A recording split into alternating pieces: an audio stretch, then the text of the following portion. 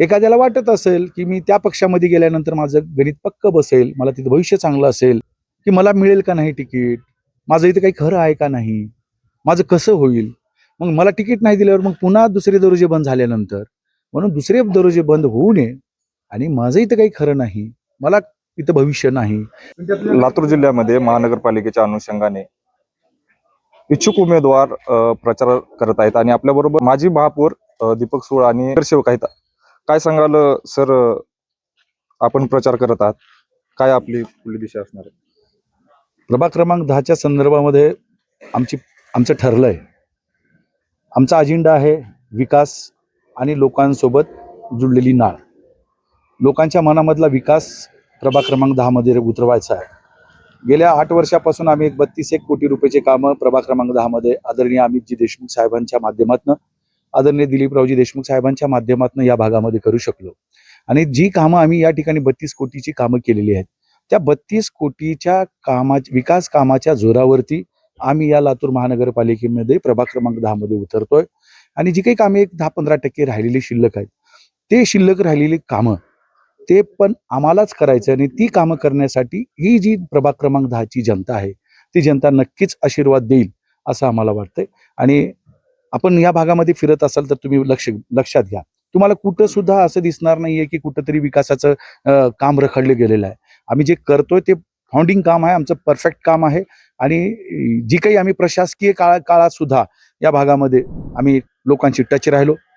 कारण आम्ही जेव्हा नगरपालिकेचा आमचा कार्यकाळ संपल्यानंतर आम्ही घरी झोपलो नाही. जरी आपण नगरसेवक नसलो तर जनतेनं आपल्याला नगरसेवक म्हणून निवडून दिल्यानंतर जोपर्यंत दुसरा नगरसेवक या ठिकाणी येत नाही तोपर्यंत नैतिक जिम्मेदारी ही आपली असते. आणि म्हणून आम्ही 3-3.5 वर्ष जो प्रशासकीय काळ आहे ती या लोकांशी आम्ही टचमध्ये राहिलो. आणि लोकांच्या त्या प्रशासकीय काळामध्ये सुद्धा विकासाचं काम या ठिकाणी आदरणीय अमित देशमुख साहेबांच्या माध्यमातून करू शकलो. आणि प्रत्येक घराघरामध्ये ह्या 3.5 वर्षामध्ये लोकांना आधार देण्याचं काम प्रशासन जरी असेल तर तुमचा नगरसेवक म्हणून, तुमचा सेवक म्हणून आम्ही इथं तुमच्या सेवेमध्ये रुजू आहोत. आणि सातत्यानं त्यांच्यासोबत जो आमची अटॅचमेंट आहे, त्यांच्यानी आमचं जे काही आज नातं निर्माण झालंय, एक कौटुंबिक नातं निर्माण झालंय. आता आम्ही ह्या मतदाराला मतदार म्हणून नाही पाहत, हा तर आमचा एक कुटुंबातला एक सदस्य आहे. आणि त्या सदस्यामधला आमच्या परिवारामधून आम्ही कोणीतरी 4 जण उभा राहणार आहोत. आणि त्या 4 जणाला परिवाराचा एक सदस्य म्हणून ही सर्व प्रभाग क्रमांक 10ची जनता नक्कीच आशीर्वाद देईल. आणि खूप मोठ्या फरकानं आमचे 4ही नगरसेवक भारतीय राष्ट्रीय काँग्रेस पक्षाचे निवडून येतील, यामध्ये माझ्या मनात कसली शंका राहणार नाही. पण काँग्रेस पक्षामध्ये म्हणजे ऑफिसला प्रचंड प्रमाणामध्ये इच्छुक उमेदवाराची गर्दी होती. एकीकडे गर्दी असताना आपलं पक्षांतर लोक काही करत आहेत, नेमकं काय कारण असू शकतं? एक लक्षात ठेवा तुम्ही, एका वार्डामधनं 40-40, 30-30, 50-50 लोकांची मागणी आहे.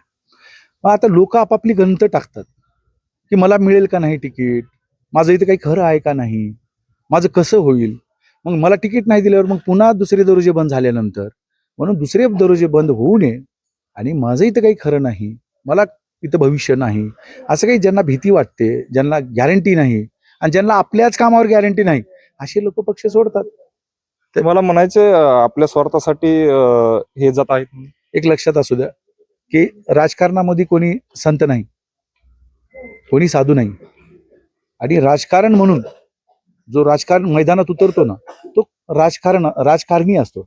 आपण उभारताना, आपण काम करताना समाजकार्य म्हणून करत असतो. परंतु आपण जेव्हा एखाद्या पक्षामध्ये पदाधिकारी होतो, मुद्द्यावर राहतो, तेव्हा मात्र आपण राजकारणी असतो. आणि म्हणून राजकीय लोक राजकारणाची गणितं टाकत असतात.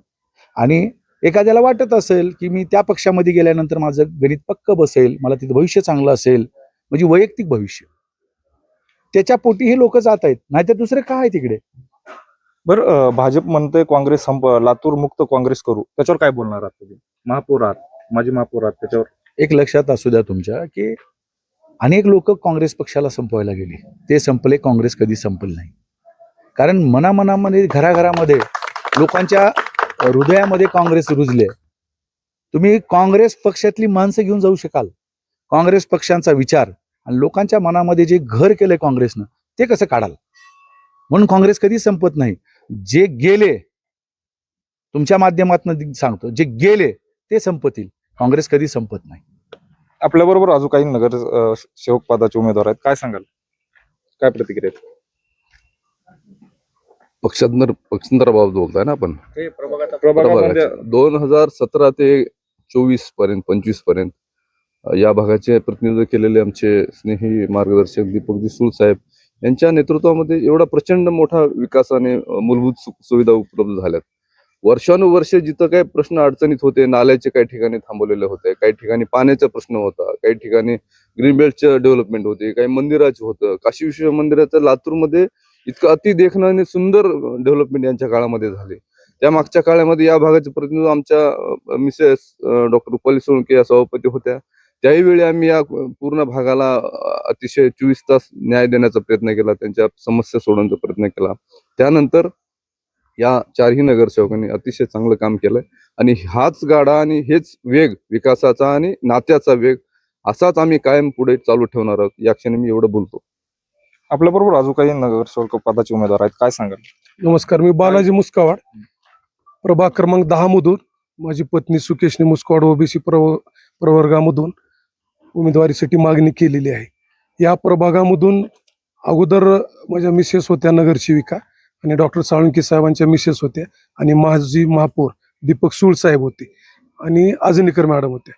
तर तेव्हापासून आतापर्यंत सगळ्या प्रभागाचा एवढा विकास केलेला आहे आणि आपल्या शहराचे सन्माननीय आमदार माजी मंत्री अमित देशमुख साहेब आहेत आणि खासदार पण आपले काँग्रेस पक्षाचे आहेत डॉक्टर काळगे साहेब.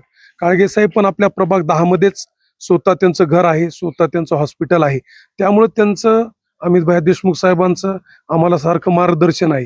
आणि या प्रभागामध्ये दीपक सुळ साहेबांनी त्यांच्या प्रभाग 10ला जिथून आपली सुरुवात होते, संजय क्वालिटी हॉटेल असेल त्या प्रभागापासून किंवा इकडला दुसरा बार्शी रोडचं चौंड हॉस्पिटल असेल ते रिंग रोड पर्यंत, तर प्रत्येक ठिकाणी आपण जर गेलो तर जिथं काय मंदिर असतील, मंदिराचा विकास असेल, रस्ते असतील, तर त्या ठिकाणी खरोखर एवढ्या चांगल्या पद्धतीने विकास केलेला आहे. त्यांना कधीही कुण्या मतदारांनी फोन केला की भैया इथं इथं आमचं काम आहे, तर भैया एक 10 मिनिटांमध्ये तिथं येतात.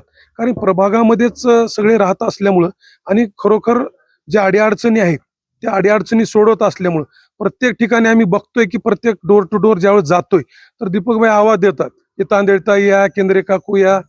प्रत्येक ठिकाणी म्हणजे एवढं घरामध्ये नाव झालेलं आहे त्यांचं.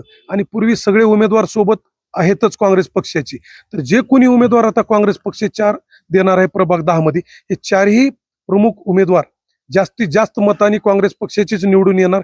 आणि पूर्वी जसं ज्या गतीनं काम केलेले आहे त्याही पेक्षा चांगल्या पुढच्या गतीनं सगळेच उमेदवार काम करतील अशी आम्हाला खात्री आहे. बरं, कोणते विकास मुद्दे घेऊन जाणार आहात? आता आपल्या प्रभागामध्ये काही ठिकाणी रोडचे 1-2 ठिकाणी कामं राहिलेली आहेत, काही ठिकाणी नालीचे राहिलेले आहेत.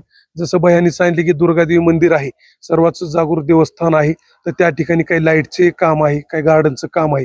तर दीपक भायाकडे पुढचा अजेंडा एवढा मोठा तयार आहे की कसं ग्रीन बेल्ट करता येईल, गार्डन करता येईल, काही प्रभागामध्ये वाचनालय करता येईल, अशा अनेक कामाचं आम्ही सुद्धा वचननामा आमच्या पद्धतीनं प्रभाग 10चा तयार केलेला आहे. तो लवकरच जनतेसमोर देण्यात येईल. आपल्या लातूरून मानिकुंडे स्टोरी.com